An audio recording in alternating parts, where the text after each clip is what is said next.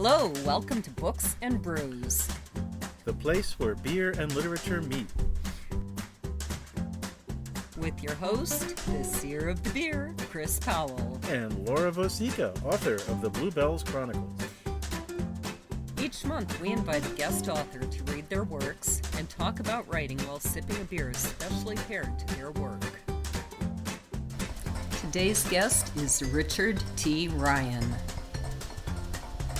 So sit back, Pop a cold one, and dive into some books. and brews.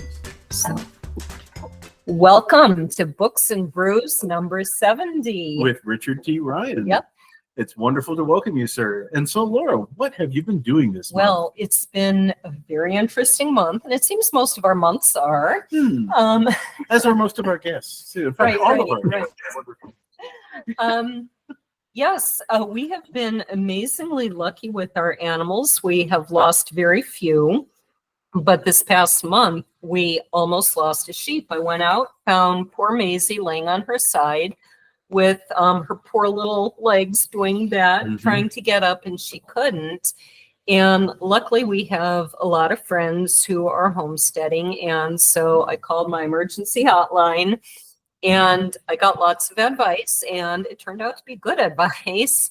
And we have a friend down the hill. I called her, said, I'm supposed to be getting this sheep sternal, which is a word I learned this month. That means, you know, how dog or sheep lies kind of on their stomach with their paws out. That's called sternal. And I learned right away, get her sternal or she will die of bloat before you can get the vet there. So there I was trying to haul this like 150-pound sheep over. And every time I got her up, she'd flop over on her side again. So I called our friend down the hill and said, help.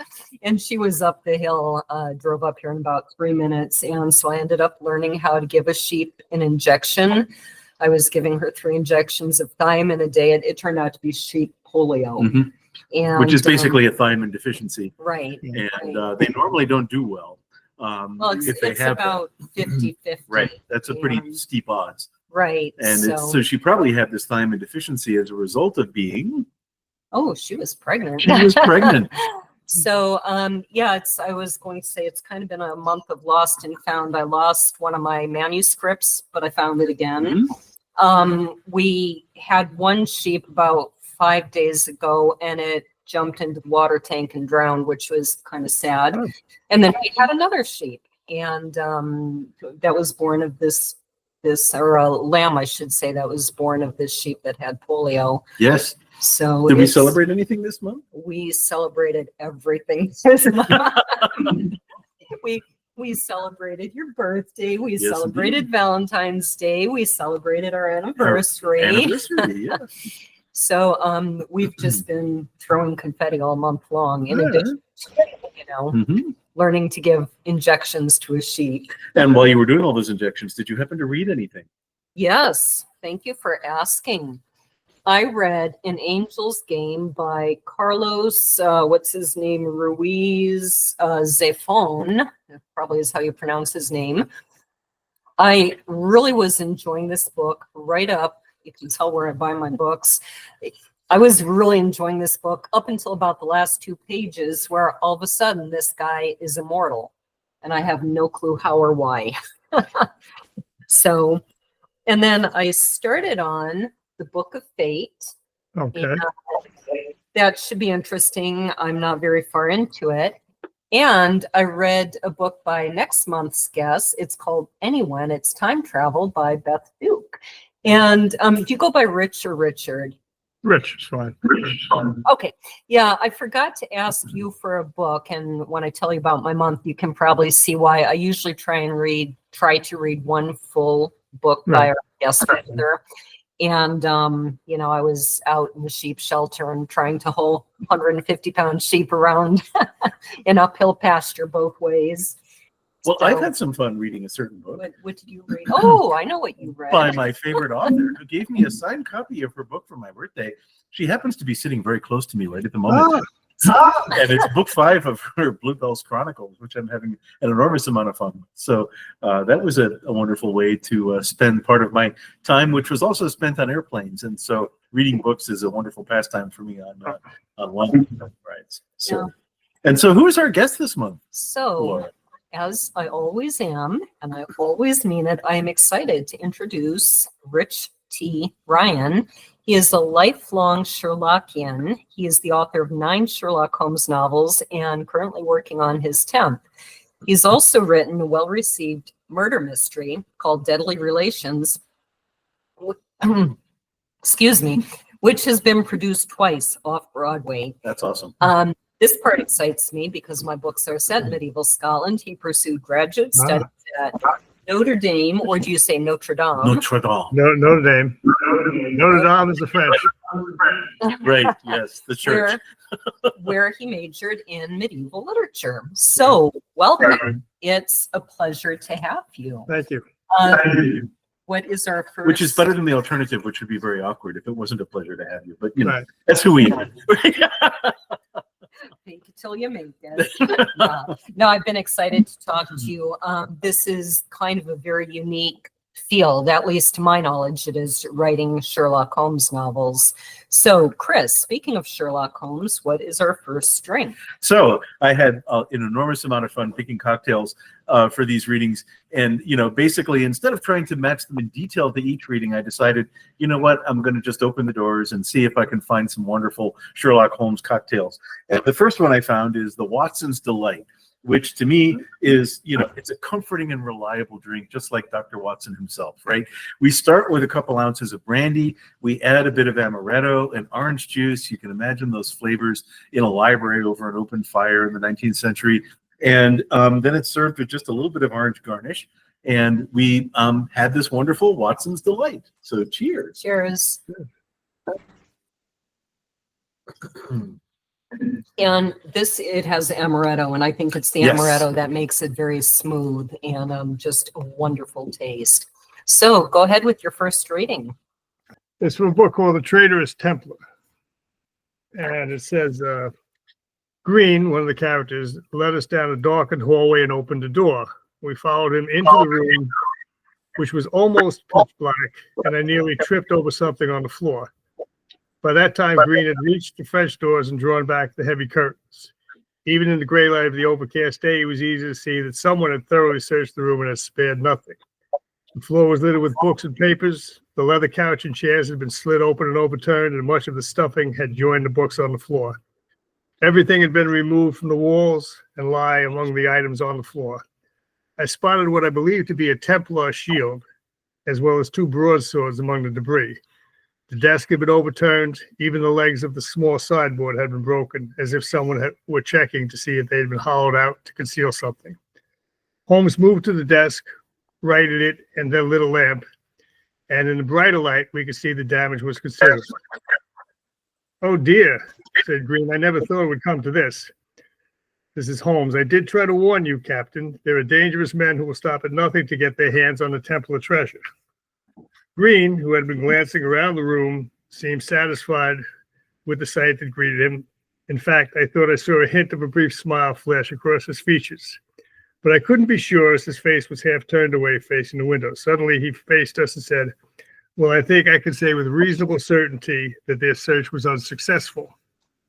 "What makes you say that?" I asked.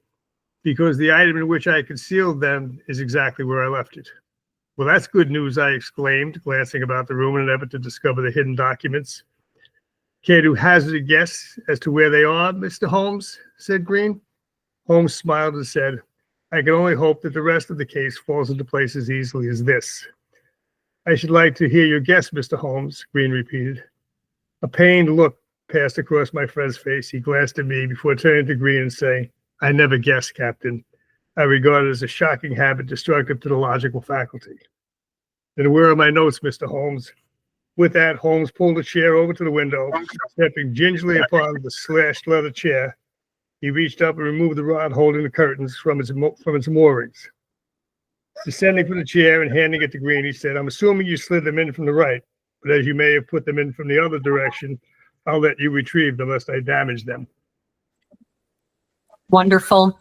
I kind of alluded to this already, but I was curious, are there a lot of people writing Sherlock Holmes novels? I know King Richard III, he's huge in certain circles. Is it the same for Sherlock Holmes? There's a lot of people. There's two publishing houses. There's small publishing houses, obviously, but there's two of them dedicated almost exclusively to Holmesian books.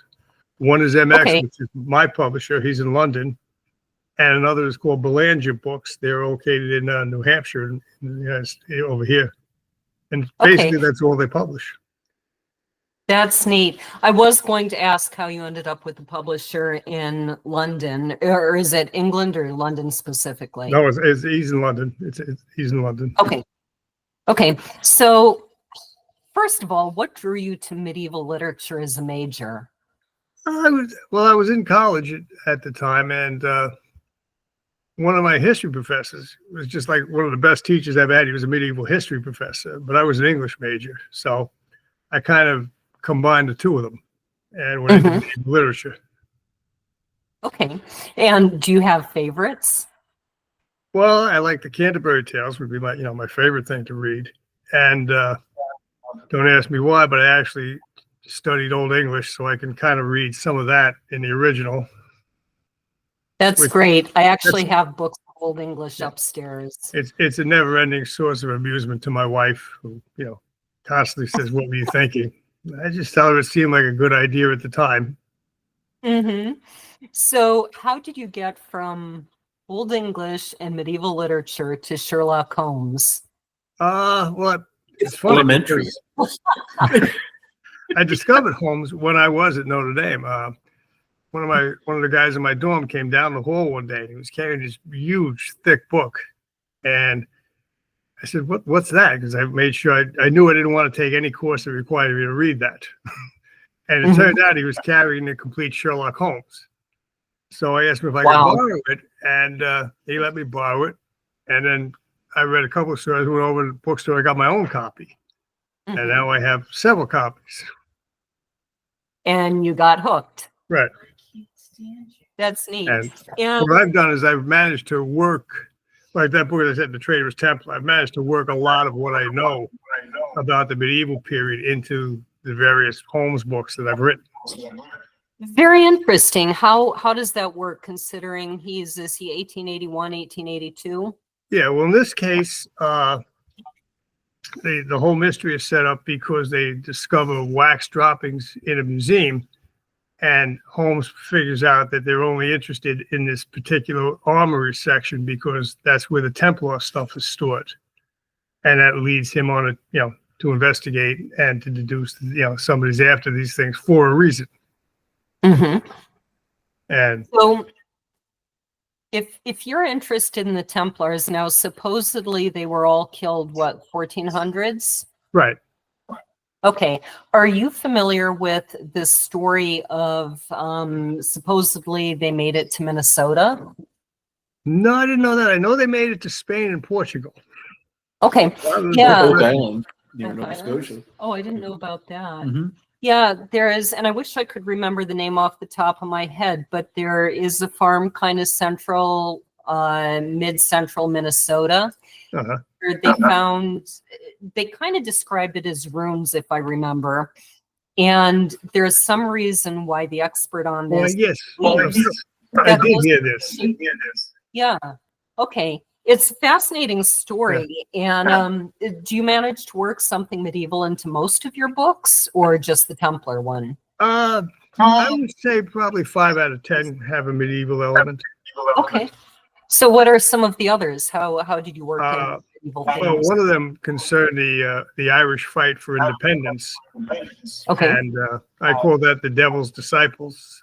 And during the early 1880s, there was a rash of bombings in London, very similar to what the IRA was doing back in the 70s. And they were perpetrated by a group called the Irish Republican Brotherhood. Except they were the most inefficient bombers that you can imagine. They wanted to blow up the London Bridge. And the explosion went off. It rattled windows and broke windows on both sides of the Thames. and they have no idea whether they were 2 men or 3 men in the boat because they didn't find. I think they found a leg down the river later, and they did no damage Except to themselves, apparently. except to themselves. Exactly. I have to kind of laugh at that because my first father-in-law, his father was in the IRA of the like 1919. Right. And so they ended up with some kind of funny family stories, one of which is, this would be like my grandfather-in-law, I guess, got extremely drunk with one of his friends one night. And so they marched off to the movie theater and held this poor girl up at gunpoint, robbed the movie theater's money, and very proudly and drunkenly took it to their commander. And he said, "Where did you get this?" And they were so proud and so drunk and said, "We robbed a movie theater." And very different IRA from the 80s. Right. The commander said, "We do not hold up young girls. We do not steal from movie theaters. Take it back and apologize." And they did. Sounds like when I stole a penny once when I was a kid. Right. That's pretty funny. So you use an interesting word for your books. Hopefully I'm pronouncing them right. Pastiche. Pastiche. They're called pastiches. I don't think I've ever run across that word before. I had to look it up. So tell listeners what a pastiche is. Well, it's basically an imitation. And what a pastiche tries to do is hew close to the original. So, I mean, I always tell people writing about Holmes is like coloring. I don't care what colors you use, but I do want you to stay within the lines. You know, I mean, I don't think Holmes should be fighting Dracula as he has, or fighting Martians as he has. You know, there are lines. Stay within the lines. That's all we ask. Right. I kind of prefer that too, you know, when some of these, I don't want to call your work fan fiction, it's not, but when people are writing based on worlds and they just take it off into different areas, it's a little fun. Yeah, So. I mean, you have to have a certain amount of respect for the original material. Right. Yeah, there's artistic license, and then there's that which you should have your artistic license revoked. I mean, you know, there's a whole successful series of books where Holmes is married, and you know, Holmes has children, and another separate series of books by another author. I mean, it's fine, I suppose. It's just not something I would want to read or write. Right. Well, and I guess, you know, I suppose it's a matter of taste. I suppose there are people who love Sherlock Holmes and love to see him combined with vampires. Yeah. I think I'm more of, you know, I want it to stay a little truer to the original. Otherwise, you've got all these worlds that kind of conflict with each other, which doesn't work for me. I am curious, though, is there anything about Sherlock Holmes or Watson that you would change if you weren't a purist? Anything about him that's just like, oh man, that grates on my nerves? I think only cinematically. I mean, Nigel Bruce for a lot of people is Watson, and you know he was there to provide humor and play basically a second banana to Basil Rathbone. And if you look at the Jeremy Brett series, they didn't do it that way at all. You know, they played it very straight. Both Edward Hardwicke and Burke played it straight, and I think, you know, maybe just go back and retouch some of the Rathbone films and make Nigel Bruce a little more serious. I like that. I think we are ready for drink number 2. Well, and I was inspired. This drink is called the Baker Street Bramble. And I just thought that was a wonderful, you know, it's both mysterious and refreshing. And so what we ended up with is a couple ounces of gin, which is, of course, very British, a little bit of lemon juice, some simple syrup in order to offset the lemon juice, and then some blackberry liqueur, which in this case is Chambord. I'm trying to show the blackberries in here. There are blackberries floating. Yeah. And also a little twist of lemon on it. So all of that was shaken up with some ice, and we have the Baker Street Bramble. Cheers. Nice. It's got a nice flavor. That Chambord, you know, is a very classic blackberry flavor. No, this is the Oh, this was the one with a lot of lemon juice in it, right? it did have some lemon juice. Yeah, so So- it's a little tart. But Right. And it is interesting that we made these earlier and it was much tartar, but as the blackberries have sat in it, it seems to have changed the flavor just a little bit. So I think I like it better now. It's Very mellowed good. out a little bit. So reading number 2. Okay, this is from a book called Three May Keep a Secret. And it starts with Watson.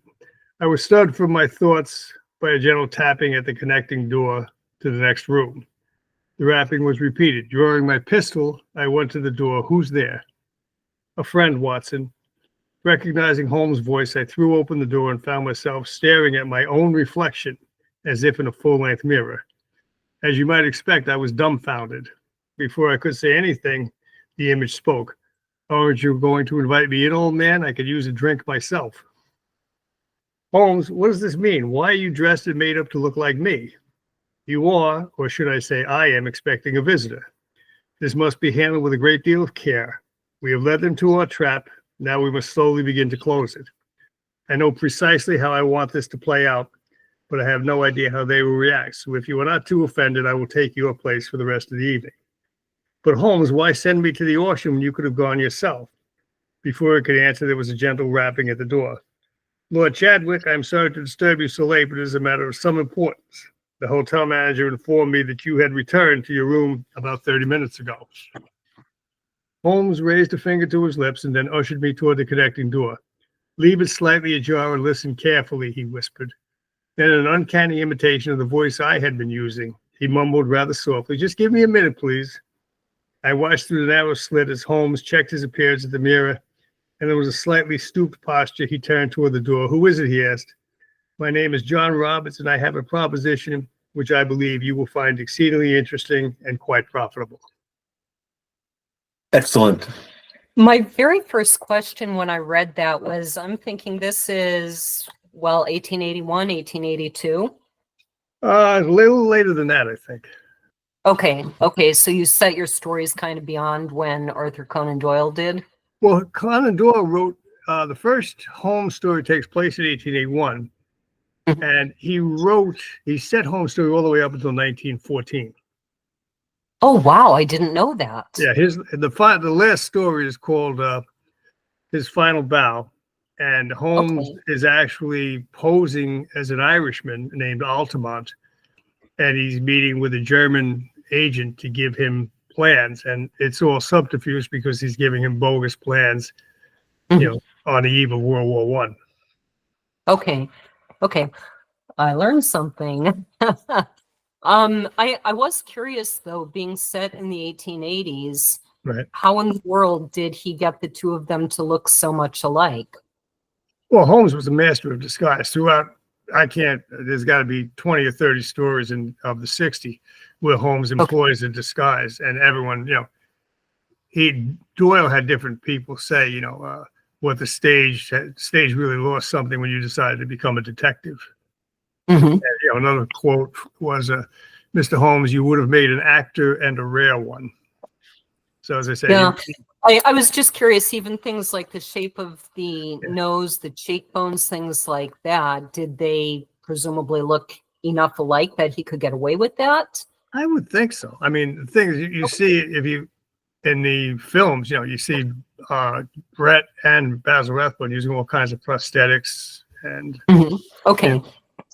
Okay, so would things like that have been available in the 1880s? Yeah. Okay. Matter of fact, that particular scene, Stephen Hatcher, who did the screenplay for the movie Mr. Holmes, that starred Ian McKellen, he said he really liked that particular scene, and he kind of alluded to it in a blurb he gave me for the front of the book. He said, I had Holmes do a double take that should have been, that every author who has written Holmes say, why didn't I think of that?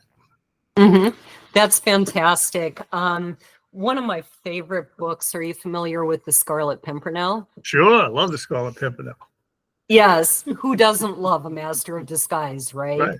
And I would tell you one of my favorite scenes, but then I would give it away for all the 10 million listeners who are going to run out and buy The Scarlet Pimpernel, and I don't want to blow it for them. Just out of curiosity, who was your favorite Pimpernel?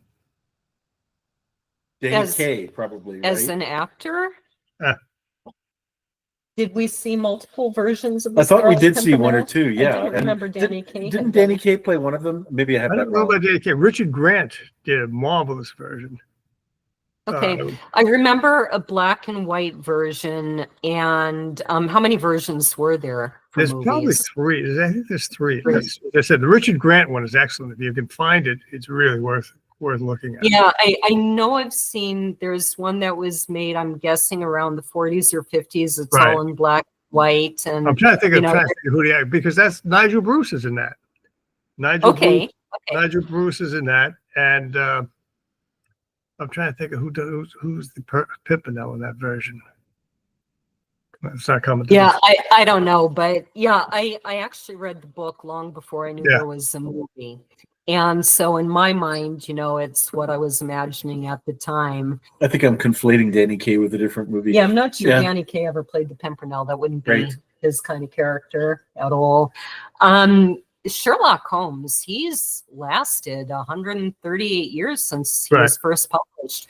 What do you think it is about him in particular that keeps drawing people back? I mean, to write dozens, hundreds of there books on him. are ebbs and flows, and I think what happens is periodically you either get just the right actor who ignites and excites people and ignites some sort of it, or you get a really good pastiche that makes the Times bestseller list and gets everybody interested in Sherlock Holmes again. So, like, you know, you had Rathbone in the 30s, and then things kind of happened. I mean, he never went away. Rathbone continued to do the radio series. John Gielgud was Sherlock Holmes. Probably the best radio show is a version of The Final Problem. And the cast was John Gielgud as Sherlock Holmes, Sir Ralph Richardson as Watson, and Orson Welles as Moriarty. And that's, you know, radio. I'm learning so much. Orson Welles. Yes. I suppose, Moriarty. you know, from my perspective, I would consider Holmes to be sort of timeless, right? So Yes. you can imagine him as, you know, Agatha Christie in, you know, Hercule Poirot, you know, this master detective, you know, and even in the modern day, you know, a James Bond type character, or even a Jack Reacher type character, Right. that he's perennial and, you know, he transcends any circumstance he comes across or whatever it is. And I think those characters end up being timeless and enduring, you know, as a function of that that kind of robust stereotype, if you will, you know. Well, as I said, you know, with Holmes, you had Basil Rathbone, who excited people back in the 30s. Then you have this kind of lull, if you will. And then Jeremy Brett comes along in the 80s, you know, and gets people all excited again. And in between, you had a book called The 7% Solution by Nicholas Meyer, which was a Times bestseller and became a film. And then that spawned other films and other imitators. So every once in a while, all it takes is one, and that triggers 4, 5, 6 other major contributors, if you will. I need someone to do that with my books. Yes. Well, and you could even imagine some of the, like, you know, Philip K. Dick, whatever, you know, some of this beat type stuff that took place as well, that noir aspect of things, all of that, I would think traces its lineage back to Sherlock Holmes, you know. Sure. Right. And it kind of raises the question, and you might be the perfect person to answer this. You have a degree in medieval literature, and literature kind of, like anything, goes through phases, fads, Right. fashions, if you will. What is the difference between, say, medieval, or some major differences from medieval literature to Sherlock Holmes to today that you see? You know, someone said there's only like 3 basic plots in literature, right? And it's just Right. after that, it's just variations on a theme. One of the things that I had read years ago was that a major difference in our literature today is people have a very short attention span. They want things quick, whereas people reading in the 1800s, they didn't have TV. They read at night to each other, and they liked long, flowery descriptions. Whereas if we get a long, flowery description, we're like, you know, when does the action pick up? What's going on here? Well, the funny And- thing is, with Doyle, you know, his novels, he wrote four Holmes novels. And they're really closer to novellas. I mean, the shortest is 42,000 words and change, and the longest is 59,000 words. Mm-hmm. And that's the Hound of the Baskerville. Okay, yeah. He wrote only 4? Only 4 novels. Okay, so the rest were short stories. Yeah, 56 short stories. Okay, that makes sense. I thought he had. I'll have to look into the. So the novels were more like novellas, though, you said. Pretty much lengthwise. Yes. Okay. They're not terribly Okay. long. And again, the short stories are uneven because he really grew to dislike Holmes, and that's why he killed him off. He wrote to his. He considered himself to be a very serious writer of historical fiction. So you look at The White Company and you look at some of his other works, and he wrote to his mother and he said, Holmes keeps me from better things. I think I've decided to kill him off. And his mother wrote back and said, you will not, you must not, you cannot. And he listened to his mother, and he did. And the only reason he came back really was financial. I mean, Doyle was the highest paid author of his time. And they came and they offered him a ton of money to resurrect Holmes. And he said, no, no, no. And they came back, a couple of years later with 2 tons of money and said, all right, yeah, okay, I can do that. So that was the Hound of the Baskerville. You'll do it, right? So that's the secret to success. Kill off your character. Yeah. But I mean, he was getting tons and tons and tons of money for these short stories and these novels. So what you're saying is Arthur Conan Doyle was sort of the equivalent of a violin virtuoso who finds that he makes more money writing little tunes for ads, little jingles. Yeah. As a musician and writer, I see how that's depressing, but I would still accept the money. Right. I would make do. I am curious. You think about the millions and millions of books that have been written throughout history. Most of them, they might be popular for a few years. They're forgotten. Why do you think a book like Sherlock Holmes or Wuthering Heights or Tom Sawyer, why do these become classics? What is it about them? I think, we somewhere in those books, we see ourselves. Or we see an idealized version of ourselves. We would all like to be Holmes and be able to look at someone and say, oh, you work at the Department of Internal Revenue, the ink stain on your cuff and, the callus on your thumb, that kind of observation, I think, fascinates people. And, it does.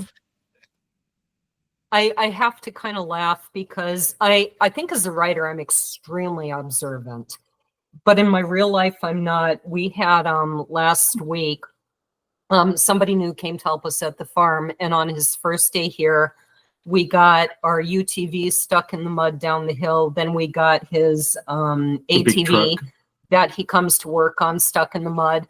Then we got the big truck stuck in the mud that we were going to try and haul those out with. And so I told Chris, everything is stuck in the mud. I went to do my other work, noticed I didn't know where he was. So I went to look in the garage and looked around, went back in the house. There he was. I said, where have you been? And he said, didn't you notice there's a UTV in the garage now? I was literally standing that close to it, didn't notice. Oh, look, the UTV is no longer on the hill in the mud.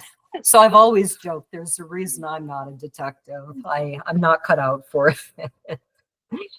I was. Well, it's funny though, because just to go back to what you said, as a writer, I think of myself as terribly observant, and my wife will tell you I couldn't find anything if it were right in front of me. Yeah. She thinks it's a men thing, but I'm not sure. I do think there's a reason for that. I think that writers, maybe even more than, say, artists or musicians, there's always something going on up there. Right. All these ideas and possible plots and characters. I think we can sometimes live in a different world. Yeah. Did you find yourself having to do a lot of background research on Sherlock Holmes or the times you write in? Not on Holmes per se, but what I want to be is accurate. So I find myself researching the most esoteric things you could imagine. How fast can a horse trot, and how much was a pound in 1890? What would it be worth today? So I can do the equivalent and know that Holmes isn't. And I mean, I see that in books where people say he gave the guy 5 pounds. I'm saying, like, you just gave him $200 for walking across the street. Right. Yeah. And it's not like, so I try to avoid those kinds of things. and it's not like your search history where it might be how to murder a giraffe or something, and it just looks. I have. If they ever got hold of my search history, I'd be in big trouble. Right. I think every writer feels the same. I do know all sorts of ways of dispatching the dead bodies, and it's strictly for writing. So, Right. Yeah. well, on the other hand, if someone attacks us, they should maybe think twice. I know it certainly keeps me in line. Right.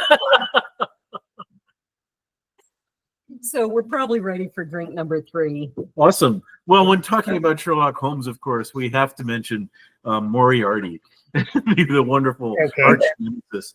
And so I have a Moriarty Martini, which Laura is showing here in the camera. And some aspects to this are we start with some vodka. We, of course, had dry vermouth, and then a wonderful blackcurrant liqueur.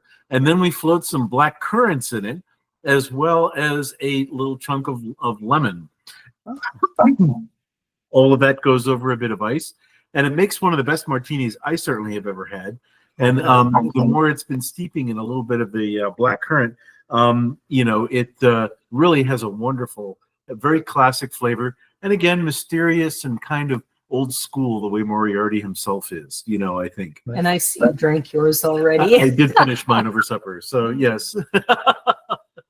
Cheers. Ding. Cheers, here we go. Right. And I think that in general, I'm not really a fan of martinis. I don't find them very tasty at all. But this one I kind of like. So You'll make an exception. I'm not a huge fan of cocktails in general. Ironically, I'll have one a couple times a month, maybe if we're out at a restaurant, Right. and I just don't feel like wine. Mostly I drink wine, which is the irony that I'm doing books and brews and beers. Don't even like beer, but it's been fun. And I learned a lot from Michael when he was my co-host. So anyway, that is the Moriarty Martini. And if you like martinis, or even if you don't, you might like this one. So go ahead with reading number 3. This is from a book called The Devil's Disciples. This is the one about the IRA. And while we were speaking, Mrs. Hudson knocked on the door and Holmes bade her enter. Dinner, such as it is served, gentlemen, she announced.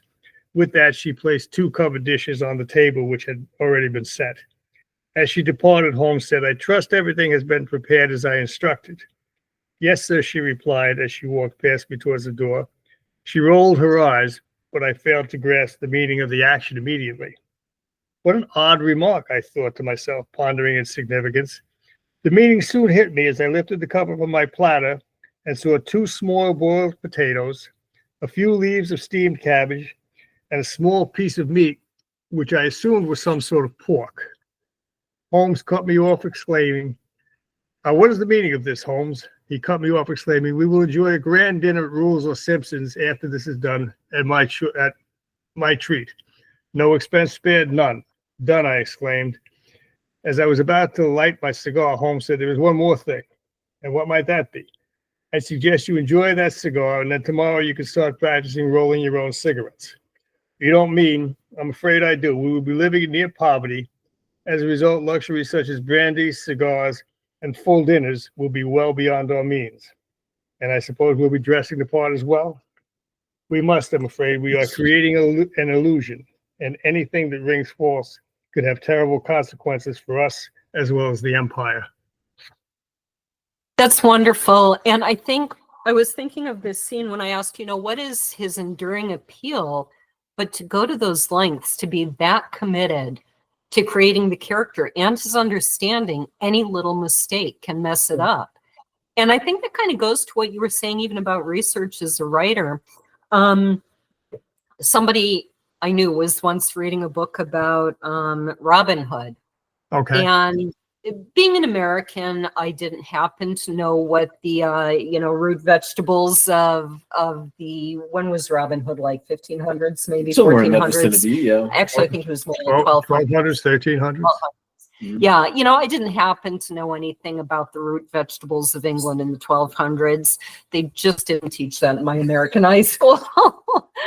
So this would have gone over my head, but this was someone from Ireland, and he's reading about Robin Hood and his merry men, and all of a sudden they're eating potatoes. And that's a detail I think probably 99% of Americans wouldn't catch, but to him, if not more, but to him it was obvious, and he was just like, he couldn't read the book anymore. He's like, it yanked me out of the suspension of disbelief. And that speaks to your point about how important it is to get it right. And here's Holmes doing the same thing, except their lives probably depend on it too. Yeah. So you have a children's book about Sherlock Holmes. Tell us about that. I have, well, at the time I had 2 grandchildren. I've now got 1 more, but it's an alphabet book, and it's called B's for Baker Street.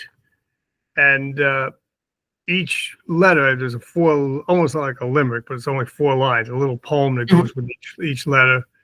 And I wrote it for my grandchildren so that, when they got to a certain age, they could not only learn their letters, but they could also be introduced to Sherlock Holmes. That's such a neat thing. And is it, no, it's illustrated. So you found an illustrator? It's okay, yeah. You can get it in, I work with a great illustrator, but you can get it either colored in or it's blank as a coloring book. So you can get it as a coloring book and color your own. That's neat. And so how did you go about finding an illustrator? Is this someone you knew, or? No, this is I do a lot of freelance editing for different publishers, and one of the publishers put me in touch with this particular illustrator. Okay. Yeah, the pictures look like they're really well done. And that's, I have one children's book that I would like to finish, and I'm not sure if I like my illustrations or not. So I might need to look into that. And don't forget Reading with Sheep. Yeah, Reading with Sheep. If you want to send me your book, I'll go read it to the sheep and put it up on YouTube. I do this for my grandchildren. I go sit there and we sprinkle feed all around by my feet. And then I read a children's book to them, and then I put it on YouTube, and then I send the book to my grandchildren because they're quite far away. So yes, if you want that kind of attention for your book, we will bribe our sheep. We will bribe our sheep. Yes, in order to listen intently. Right. And believe me, if we give them enough food, they will look very interested in Sherlock Holmes. I have a dog who's the same way. That's great. We'll give them the appropriate hat. And actually, my dog came from Tennessee. Oh, really? Okay. Yeah, she was a rescue. She was in a shelter down there. Does she bark with a Southern accent? No, but she barks a lot. She's a little thing. She's only like 20 pounds, but yeah. Now, your day job is you're a newspaper editor. No, I'm retired now. Oh, you're retired. But I'm retired. Okay, so did you spend pretty much your whole life editing newspapers? I did. I spent 30 years at one paper, and I taught high school and college a little bit before that, but the newspaper was, a full-time job for 30 years. Mm-hmm. Okay. And how do you think, when did you make the switch to fiction? Like recently, or? Right before I retired. So it's probably about 9 or 10 years ago only. Okay. I bet that's a thrill to be able to write all day. Or do you find that being retired, you're busier than ever? I think as I kept trying over the years, and time was always an issue. But I think by waiting, I bring a maturity now they didn't have when I was, younger. Just wasn't ready to do it properly. Right. Well, and I think that's always going to be true. Our writing is going to change as we grow and change and develop our own new ideas and things. Did you find that, what was the impact of being an editor and then going to fiction writing? I mean, going from news to fiction? I think a lot of the news stories I edited were fiction too, but I don't know. I'll keep my comments to myself. Yeah, it wasn't a big switch. It really wasn't. It's just, again, you're looking at grammar, you're looking at flow, syntax, construction. Mhm. Mhm. So it wasn't a big jump. I do find that a very interesting comment, though, because in theory, writing news reports should be very different from fiction. But my daughter actually. Why? Because in a news story, you want to be compelling. You want to draw the reader in. So you take your facts and you present them in as interesting a manner as possible. But you're also going to keep it much shorter, to the point, in theory, very factual. But I do like your point about making it depends on the story. I mean, Mhm. I was, people would do 3 and 4 and 5 part series and they'd have free reign. So, Okay. it wasn't always short. Okay. So we're thinking of different types of. I was thinking more like reporting on a robbery or reporting on, those are very, this bill in very short. Congress, something like that. It depends on the story, and it depends on the writer. Yeah, that's a very interesting point. Yeah. What I was going to say about my daughter's friend, she majored in, whatever it was, media, communications.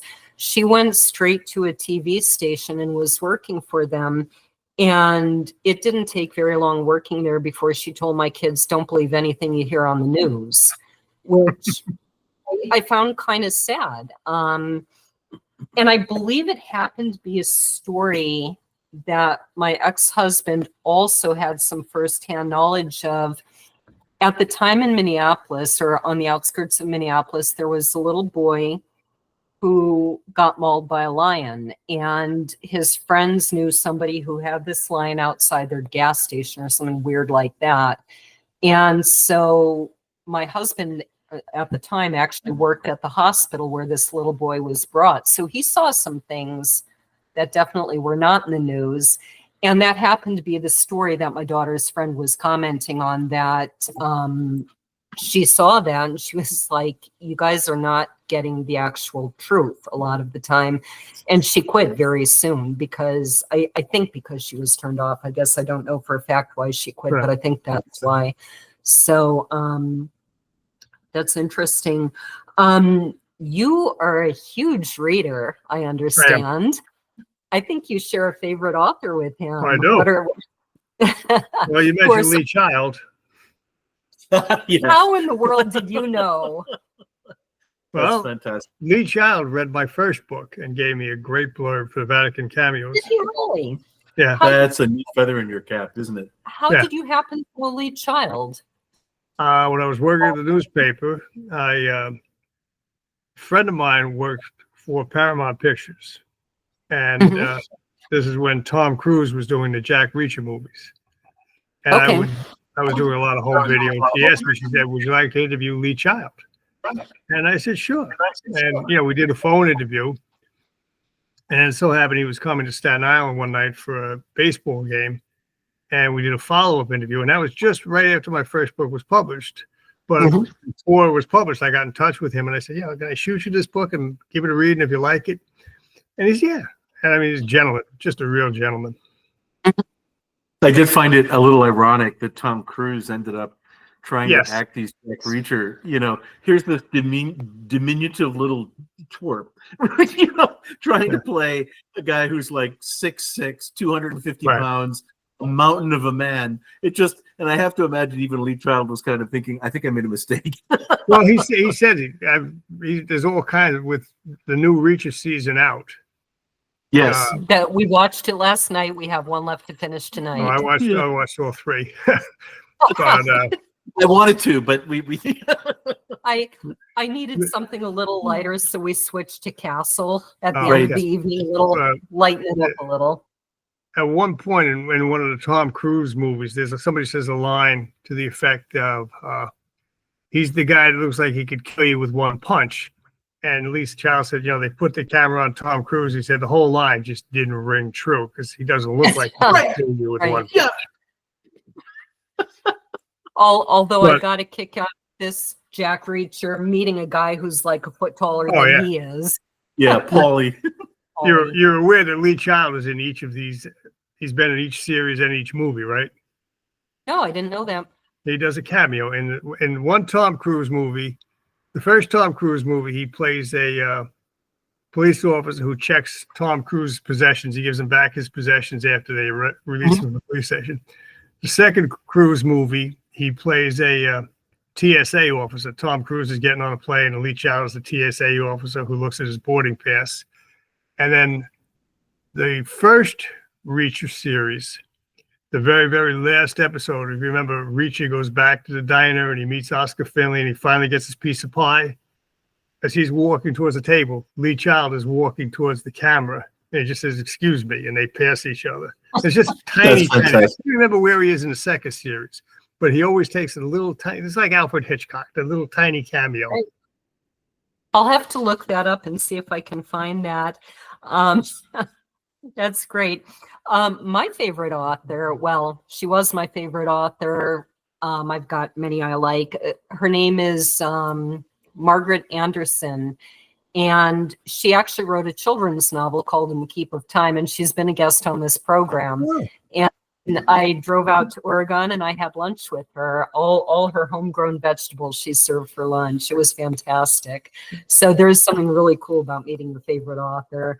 Well, if you want, Mary.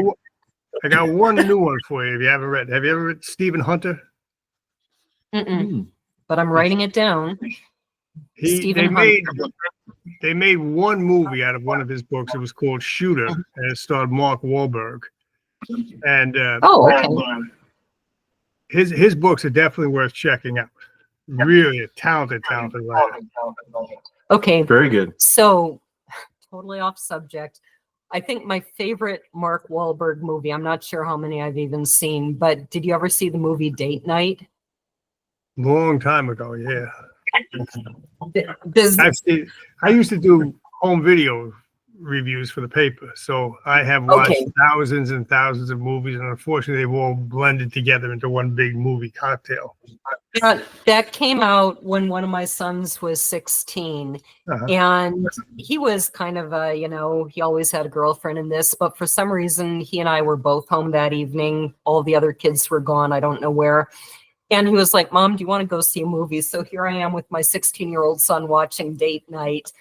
And I got such a kick out of Mark Wahlberg's character. He's always never wears a shirt through the whole movie, has this big medallion.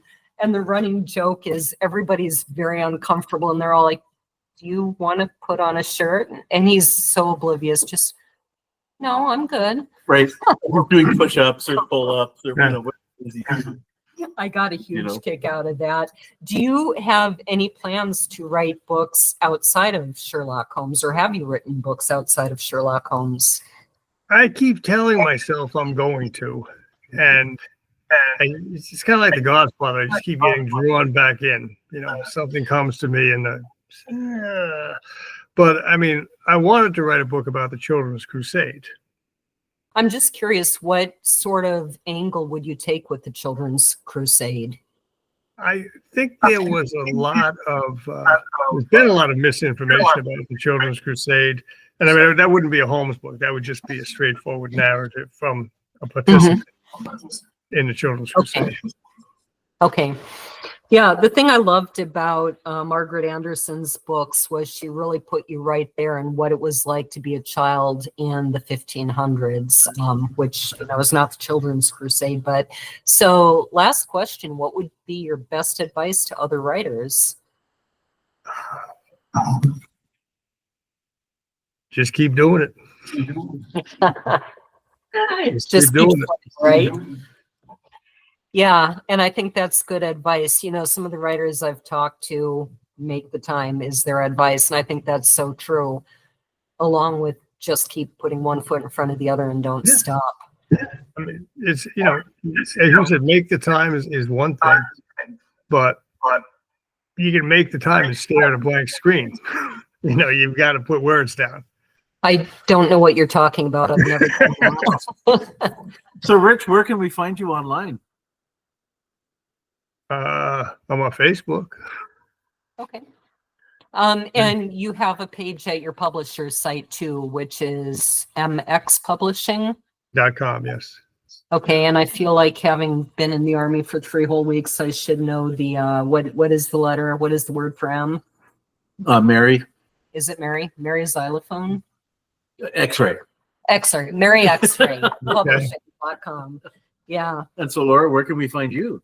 You can find us at booksandbrews.net. You can find me at lauravosica.com. You can find us and our sheep at glenmerrillfarms.wordpress.com. You will also find our adorable rabbits, New Zealand whites, so they're beautiful. And some pictures of chickens. I don't find pictures of chickens that interesting, but maybe somebody out there does, in which case, go to our site.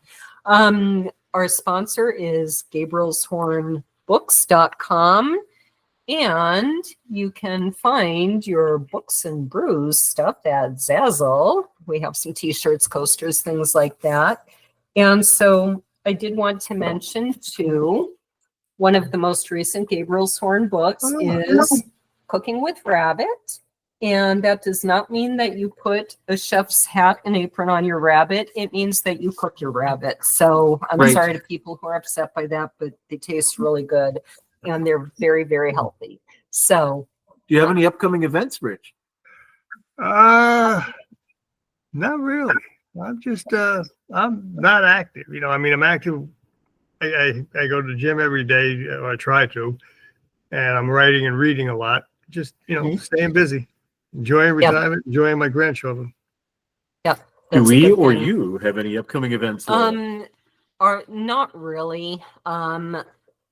I have not gotten back into the swing of things since 2020 of signing up for events. So we have the Cooking with Rabbit out. Gabriel's Horn has just put out 2 new poetry anthologies and is taking submissions for the next poetry anthology, which is on the theme of children.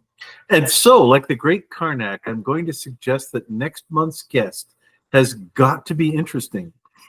Is it, in fact, interesting? No, I'm kidding. I'm sorry, Beth. I'm just joking. I am excited to be bringing to you next month a Amazon #1 best-selling author by the name of Beth Duke. She's best known for writing Southern fiction. Her best-selling novel, It All Comes Back to You, has been a book club favorite. And her latest book, Anyone, is a sci-fi historical fiction novel about the Woodstock Music and Art Fair of 1969. So that was a very interesting take on time travel. So I'm looking forward to talking to Beth. So, since you drank your entire martini, cheers.